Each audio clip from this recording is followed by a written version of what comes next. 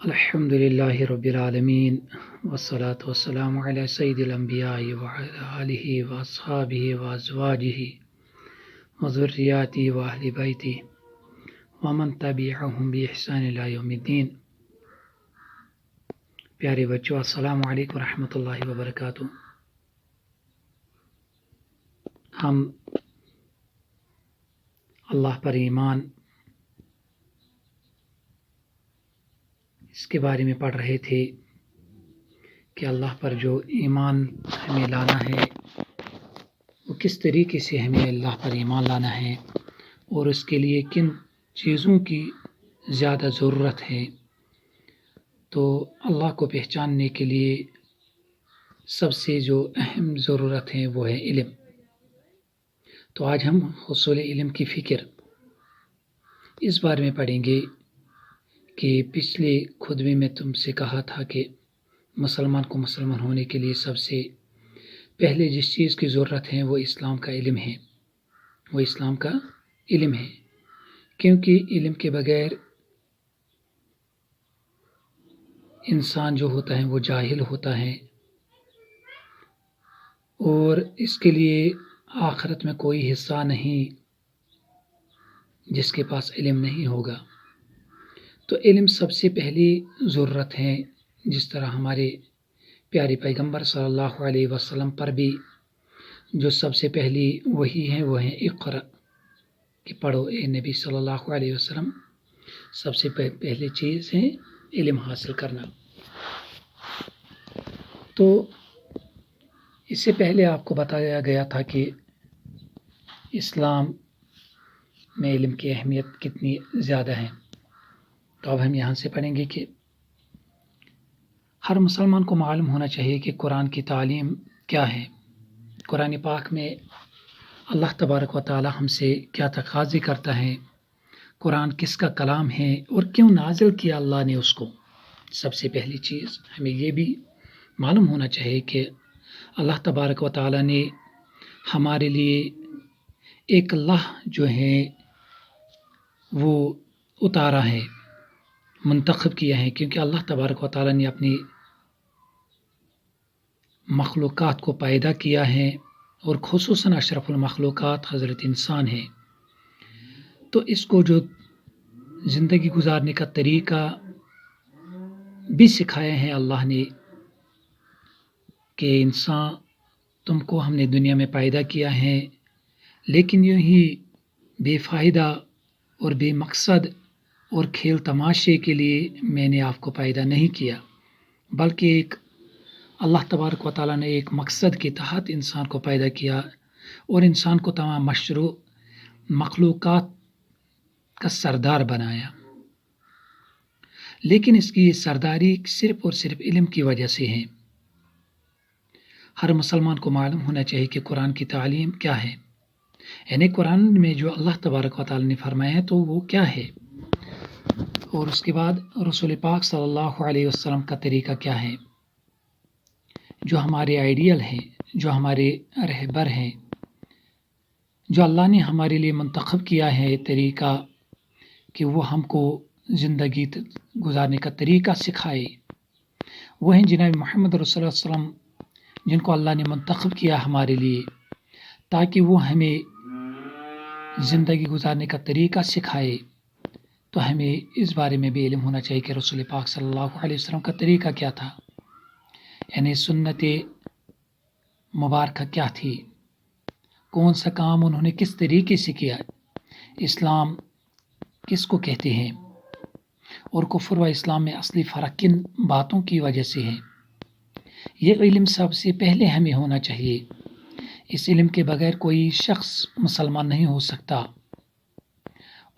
مگر افسوس ہے کہ تم اسی علم کو حاصل کرنے کی فکر نہیں کرتے۔ آج کل جو لوگ ہیں وہ اس علم کو حاصل کرنے کی فکر نہیں کرتے۔ اس سے معلوم ہوتا ہے کہ ابھی تک تم کو احساس نہیں ہوا کہ تم کتنی بڑی نعمت سے محروم ہو، یعنی کون سی جو دنیا میں سب سے بڑی نعمت ہے وہ ہے ایمان کی نعمت، وہ ہے اسلام کی نعمت۔ تو اس نعمت سے ہم ابھی تک محروم ہیں۔ ہمیں اس کی قدر و قیمت نہیں ہے ہمارے نزدیک. تو عزیز بھائیوں اور بچوں، ماں اپنے بچے کو دودھ بھی اس وقت تک نہیں دیتی جب تک کہ وہ رو کر مانگتا نہیں. پیاسے کو جب پیاس لگتی ہے تو وہ خود پانی ڈھونڈتا ہے اور خدا اس کے لیے پانی پیدا بھی کر دیتا ہے. جب تم کو خود ہی پیاس نہ ہو تو پانی سے بھرا ہوا کنواں بھی تمہارے پاس آ جائے تو بیکار ہے، کوئی فائدہ نہیں. جب انسان کو پیاس ہوتی ہے تو وہ خود ہی جاتا ہے کسی پانی کی ندی یا کسی نلکے کے پاس اور پانی پیتا ہے، نہ کہ نلکا اس کے پاس آتا ہے، نہ کہ پانی خود بخود اس کے پاس آتا ہے. تو جب وہ پیاسا ڈھونڈتا ہے تب اس کو پانی ملتا ہے. لیکن اگر کسی کو پیاس نہیں ہوگی اور اس کے پاس سامنے کتنا ہی بڑا پانی کا خزانہ ہو تو اس کے لیے بیکار ہے. یہ پانی کی قدر و قیمت وہی جانتا ہے جس کو پیاس لگتی ہے، اور جس کے پاس پیاس نہیں تو اس کے لیے بیکار ہے. تو اسی طرح اللہ کی جو یہ سب سے بڑی نعمت ہے، نعمت اسلام یا نعمت ایمان، تو اس کی قدر و قیمت ان لوگوں کو ہے جن کو اس کی پیاس لگی ہوئی ہے، اور جن کو اس کا فائدہ معلوم نہیں تو ان کے لیے بیکار ہیں. وہ تو آخرت پر دنیا کو ترجیح دیتے ہیں. دنیا کماتے کماتے وہ مر جاتے ہیں، قبر میں پہنچ جاتے ہیں، لیکن ان کو آخرت کے بارے میں کچھ علم نہیں ہوتا. کہ بعد میں وہ یہ چاہتے ہیں مرنے کے وقت کہ ہم کو پھر فرصت مل جائے، تھوڑا سا ٹائم مل جائے کہ ہم پوری جو ہم نے کمایا ہے، جتنی ہمارے پاس صلاحیتیں ہیں، یہ ہم اسلام پر خرچ کر دیں، لیکن بعد میں ٹائم نہیں ملتا. تو میرے پیارے عزیزو، جب تم کو خود ہی پیاس نہ ہو تو پانی سے بھرا ہوا کنواں بھی تمہارے پاس آ جائے تو بیکار ہے. پہلے تم کو خود سمجھنا چاہیے کہ دین سے ناواقف رہنے میں تمہارا کتنا بڑا نقصان ہے.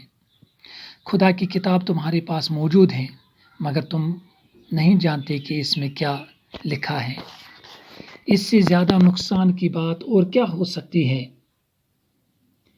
نماز تم پڑھتے ہو مگر تمہیں نہیں معلوم کہ اس نماز میں تم اپنے خدا کے سامنے کیا عرض کرتے ہو. اس سے بڑھ کر اور کیا نقصان ہو سکتا ہے؟ کلمہ جس کے ذریعے سے تم اسلام میں داخل ہوتے ہو، اس کے معنی تک تم کو معلوم نہیں. کم سے کم اس کے معنی معلوم ہونا چاہیے کہ لا الہ الا اللہ کا مطلب کیا ہے. اور تم نہیں جانتے کہ اس کلمے کو پڑھنے کے ساتھ ہی تم پر کیا ذمہ داریاں عائد ہوتی ہیں. ایک مسلمان کے لیے کیا اس سے بھی بڑھ کر کوئی نقصان ہو سکتا ہے؟ کھیتی کے جل جانے کا نقصان تم کو معلوم ہے، روزگار نہ ملنے کا نقصان تم کو معلوم ہے، اپنے مال کے ضائع ہو جانے کا نقصان تم کو معلوم ہے، مگر اسلام سے ناواقف ہونے کا نقصان تمہیں معلوم نہیں. جب تم کو اس نقصان کا احساس ہوگا تو تم خود آ کر کہو گے کہ ہمیں اس نقصان سے بچاؤ، اور جب تم خود کہو گے تو انشاءاللہ تمہیں اس نقصان سے بچانے کا بھی انتظام ہو جائے گا.